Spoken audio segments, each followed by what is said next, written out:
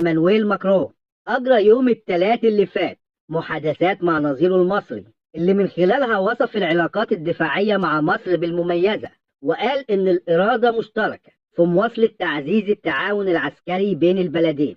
عموما مقاتلات الرافال اللي وصلت يوم الاثنين كلها كانت مزدوجة المقعد، وأرقامها هي 9267 و 9268.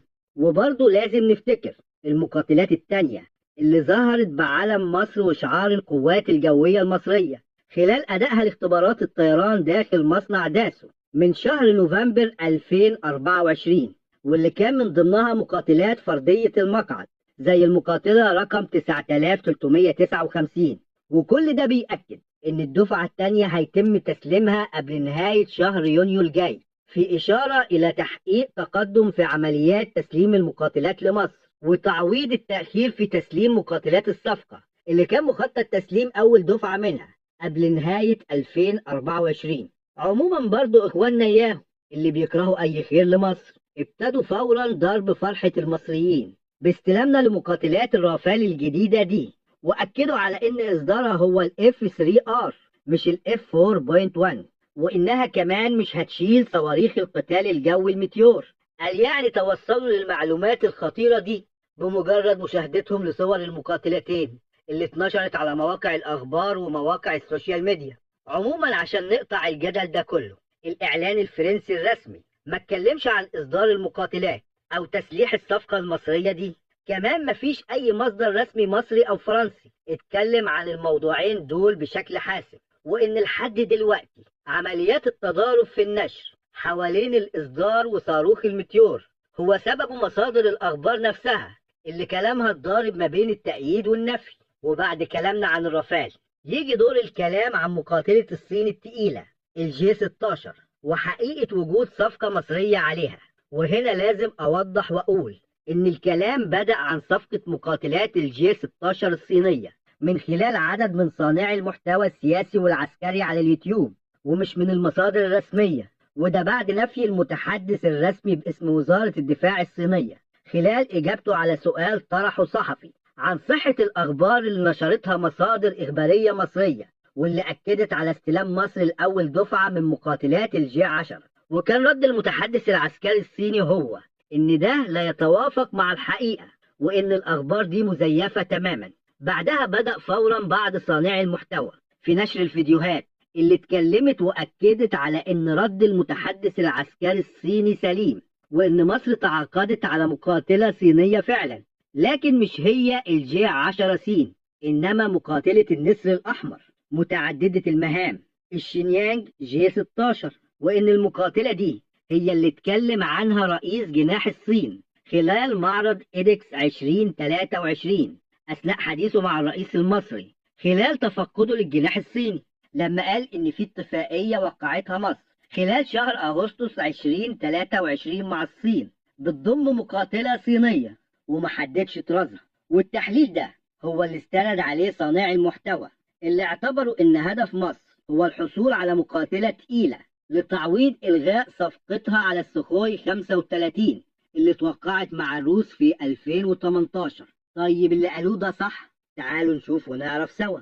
أول حاجة لازم نتعرف على المقاتلة دي ودورها وقدراتها. الجي 16 بتتصنف كمقاتلة هجومية صينية متطورة بتنتمي للجيل الرابع، ذات مقاعد ومحركات ثنائية، وبتصنف كمتعددة مهام، ويقال إنها تطوير من مقاتلات الجي 11، وبيقتصر تشغيلها على القوات الجوية لجيش التحرير الشعب الصيني لحد دلوقتي، وما تمش طلبها من قبل أي دولة خارجية. ومصادر كتير أكدت على إن الصين أنتجت منها 24 مقاتلة وبس، بعدها فضلت الحصول على مقاتلة روسيا الأحدث وقتها السخوي 35، وإن الصفقة دي كان هدفها تطوير نسخ أقوى من مقاتلات الفلانكر الصينية زي الجي 11 والجي 16، وده بعد استنساخهم التكنولوجيا الموجودة على مقاتلة السوبر فلانكر الروسية. والحقيقة الكلام ده مش كله صحيح. فعندك مثلا في 2012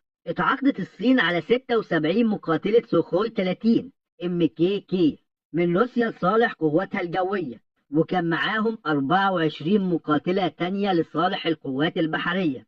وبالتأكيد كان من ضمن أهداف الصفقة دي الحصول على التكنولوجيا الروسية واستخدامها في تطوير الأجيال الجديدة من إصدارات الفلانكر الصينية، اللي على رأسهم بالتأكيد كانت الجي 16، واللي تصميمها استند على الجي 11 بي اس، ودي نسخة تدريب ذات مقعدين مشتقة من الإصدار القتالي الجي 11، واللي في الأصل كان استنساخ من السخوي 27.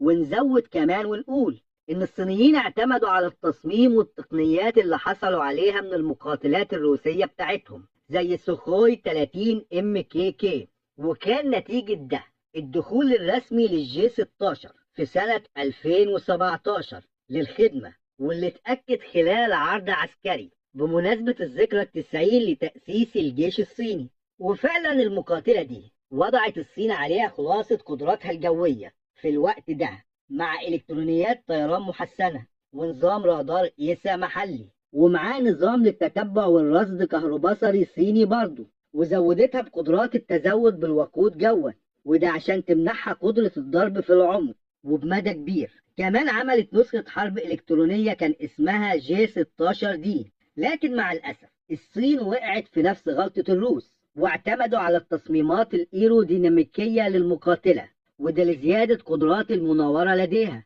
بدل من اهتمامهم بقدرات التخفي وتقليل البصمة الحرارية والرادارية، زي ما عمل الغرب في إنتاج مقاتلات الرافال والطيفون، اللي تعتبر الجيل الرابع المعزز الحقيقي، واللي هم أقرب إلى مستويات مقاتلات الجيل الخامس وأكثر المقاتلات قدرة على التصدي ليها. عموما كانت المقاتلة زي كل مقاتلات الصين بتتميز بترسانة تسليح قوية جدا ومتنوعة، مع حمولة 8 طن ومدى 3500 كيلومتر وسرعة 2.25 ماخ.